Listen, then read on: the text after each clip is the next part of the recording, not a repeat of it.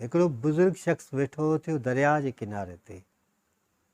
उहो छा कंदो, थोरियूं 5-6 मछियूं पकिड़े उहे खपाए वरी दरिया जे किनारे ते पंहिंजी हिकिड़ी नंढड़ी ॿेड़ीअ में वेहंदो ऐं उते सिगरेट पी रहियो हुयो त उते हिकु नौजवान आयो ऐं उन नौजवान चयसि त ए बुज़ुर्ग छा कंदो आहीं? त उन बुज़ुर्ग जवाबु ॾिनो त मां मछियूं पकिड़े शहर में खपाईंदो आहियां। हाणे सुबुह सां मां कुझु 5-6 मछियूं पकिड़ियूं ऐं उहो शहर में खपाए आयो आहियां। त उन नौजवान चयसि त तूं घणियूं मछियूं छो नथो पकिड़ें? त हुन चयसि पोइ मां छा कयां उन्हनि खे? चई घणियूं मछियूं पकिड़ींदे त उन खां पोइ तूं उनखे शहर में विकिरो कजांइ त पैसा घणा ईंदई? चई पोइ पैसनि खे मां छा कयां? चई वॾी लांच वठिजांइ वरी उन सां तूं मछियूं पकिड़िजांइ।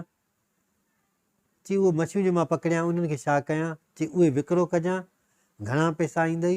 चई घणा पैसा ईंदा छा कयां? चई सुकून सां वेठो हूंदे। चई उहो ई त कमु कयां थो पियो, सुकून सां त वेठो आहियां न।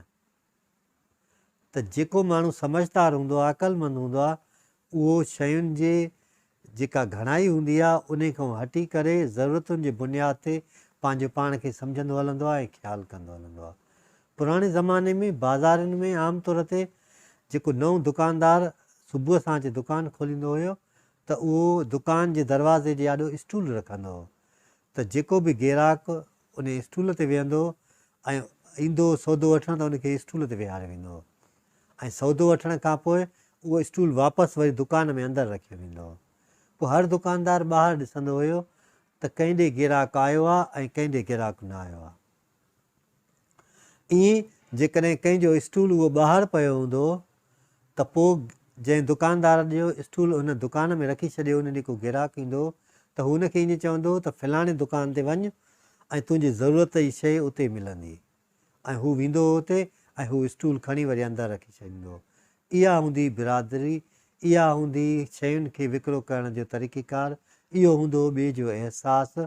छो जॾहिं माण्हूअ में अहसासु ईंदो आहे त ॿिए जो ख़्यालु वधी वेंदो आहे ऐं जॾहिं ॿिए जो ख़्यालु माण्हू जो वधी वेंदो आहे त माण्हू जी ज़िमेवारी वधी वेंदी आहे ऐं जॾहिं माण्हू जी ज़िमेवारी वधी वेंदी आहे त हू एहतियात करणु लॻंदो आहे। जॾहिं माण्हू एहतियात करणु लॻंदो आहे त हुनखे नुक़सानु घटि पवंदो आहे ऐं जॾहिं माण्हूअ खे नुक़सानु घटि पवंदो आहे त हुनखे फ़ाइदो पवणु शुरू थी वेंदो आहे ऐं जॾहिं फ़ाइदो पवंदो आहे त हू सिधे रस्ते ते हलणु शुरू थी वेंदो आहे। तव्हां शयुनि जी एक्सेस खां घबराइण खां सवाइ ज़िंदगीअ जी अहिड़ी राह ते हलो जंहिंमें सुकूनु हुजे, जंहिंमें मुस्कुराहट हुजे, जंहिंमें ख़ुशी हुजे ऐं एक्सेस जेका हूंदी आहे शयुनि जी उहा ऑलवेज़ बैड आहे, उहा ख़राबु हूंदी आहे। अला साईं असां सभिनी खे सिधो रस्तो ॾेखारे ऐं सिधे रस्ते ते हलण जी तौफ़ीक़ अता